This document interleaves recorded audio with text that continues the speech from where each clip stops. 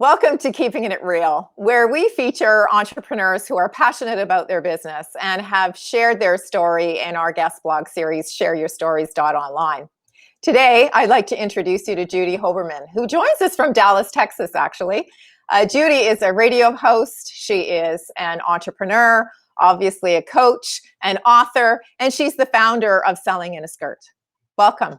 Thank you so much. It took a lot for us to get here, Trish. It did. And you know what I love about the fact is that we're both entrepreneurs and tenacious to make it work. So it's really wonderful to be able to spend some time with you today and share some of your expertise with our viewing and listening audience. So tell us a little bit about Selling in a Skirt.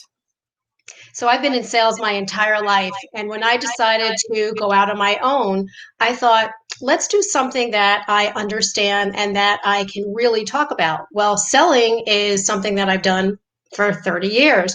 And I thought, well, that's easy. And then being a female, I thought selling in a skirt. However, skirt has nothing to do with the article of clothing. It's an acronym and it's standing out keys to success, inspiration, results, and time management. But when you brand yourself as selling in a skirt, you have to wear a skirt. So but the other part of it is it's really not just for women. It really is for men because men have to understand how to sell to women and how to work with women.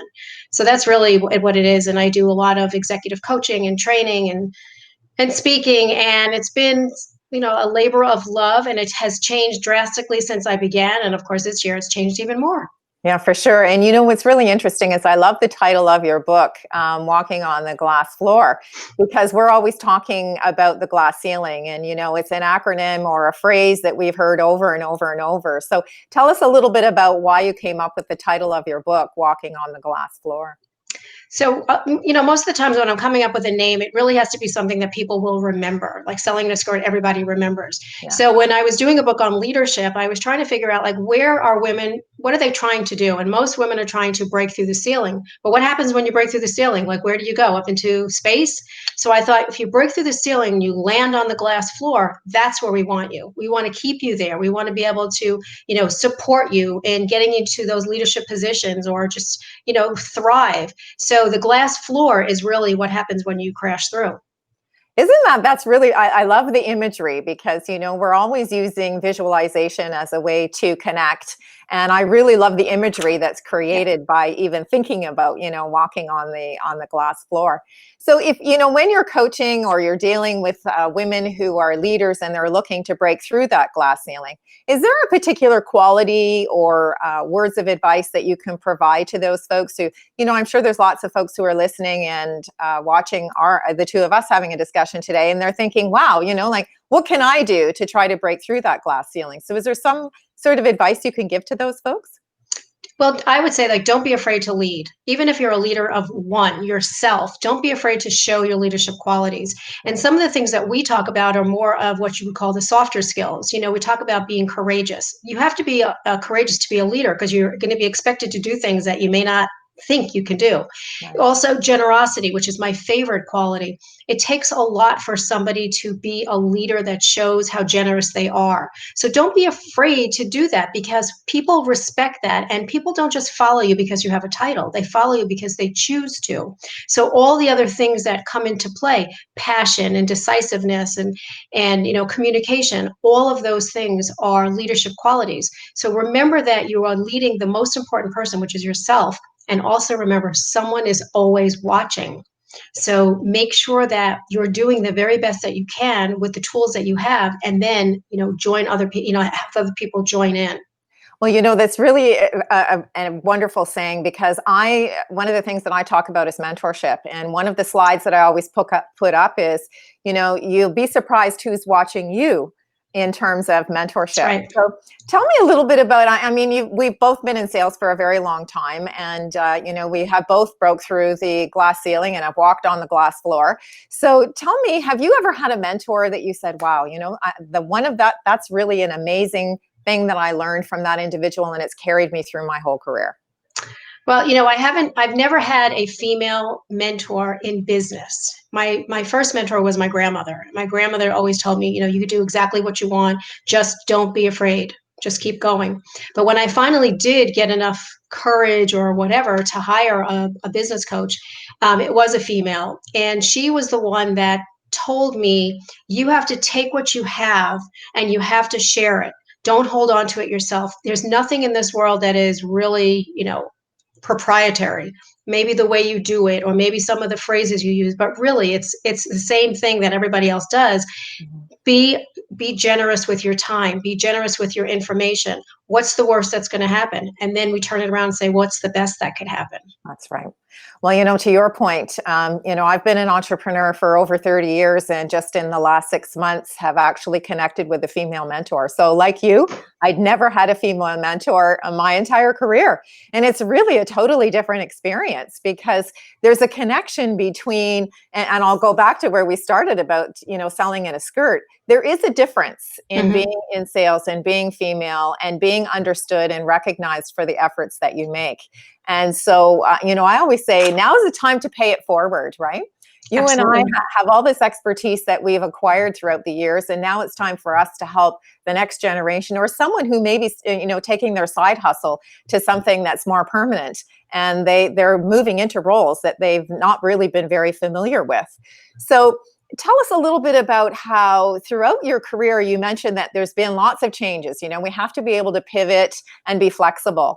So in the last sort of year to 18 months, what might be some of the things that you've had to pivot with? Well, I mean, obviously, there's a lot of things that have gone on, within the last few months. Mhm. Last year, I had to pivot a little. And people keep saying don't use the word pivot anymore because they're tired of pivot, but I had to change things because in one year you have a lot of speaking engagements, in one year you have a lot of training, in one year you have a lot of coaching. And so last year it was more speaking, and it wasn't a lot of training, and I had just built this great training program, so I had to be able to change my direction so I'd be able to incorporate it. This year, of course, we all know that every speaking live engagement has been kiboshed.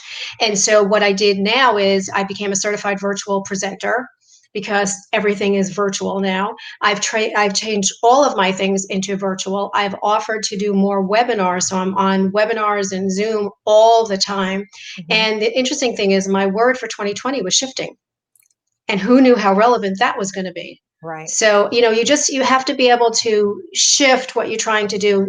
One of my mentors had said that how you go into this is how you come out of it, and I usually do have a male mentor and a female mentor because it's different perspectives. Right. And like you said, everything is different. So for me, I like to hear both sides because in business you're going to hear both sides anyway. So you might as well Absolutely. Work have on it. that for Yeah. sure.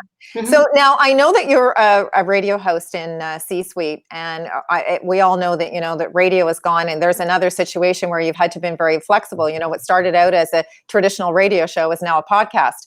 So tell us a little bit about how you found that opportunity and were able to create this amazing show. So I've been on live radio for many, many years, and it's a very different experience because you are live. And so if technology doesn't work, too bad, you're live. And so when I knew that it was time for me to make another change, I went over to C Suite, and it is a podcast now. And what I had to do is I had to figure out that I'm no longer live. And I have to hit the record button, even though they're going to do all the production and engineering. But if I don't hit record, we don't have a show. So that was the first thing. So I have the word record in big red letters on my computer because otherwise I can't do it. And I also had to realize that if I make a mistake or if my guest forgets something, we can stop and pause because it's not live, it's recorded. And to me, that was the hardest thing because I just knew if no matter what, keep going. And so Right. my engineer will say to me, no, you can't stop. You're allowed to stop. And to me, that was difficult. So podcasting is much easier, but it's also for me much more difficult because I came from live. Right. But it's great, and they're awesome. And my engineer and producer they're terrific. I mean, so I love it, and I've had the best guests, and it's just it It's is the what it is. yeah, it's the evolution of the journey, right? Yes, yeah. So one of the things that we do as part of the guest blog is we end with 3 words of advice. And I'd like to share your 3 words of advice, and perhaps you can tell us a little bit about it. And they are focus, relationships, and gratitude. So focus for me is very important because most women want to help everybody. When you help everybody, you help nobody. So I always say focus in on a market that you want to be part of, that you love to do business with. Relationships, sales is all about relationships, and so is business, but sales especially. So when you have a relationship with somebody, keep it going. Build the relationships before you need them, because when you need them, it's too late. So continue to do that. And then gratitude, you have to start every day and end every day with gratitude, because if you're not gracious, and if you don't, you're not generous with your time, nothing's going to come to be, because gratitude is probably the single most important and the most difficult for somebody to understand. So I'm very, I make sure that every single day I say something kind to somebody that I don't know, because you never know when the last time they heard something kind. That's very true. Well, and that's a wonderful way for us to end our segment today by thanking you for spending some time with me today. Thank you. And to our listening and viewing audience, I hope you had an opportunity to see a little bit of the person behind the logo in this edition of Keeping It Real. Thanks, Judy. Thank you.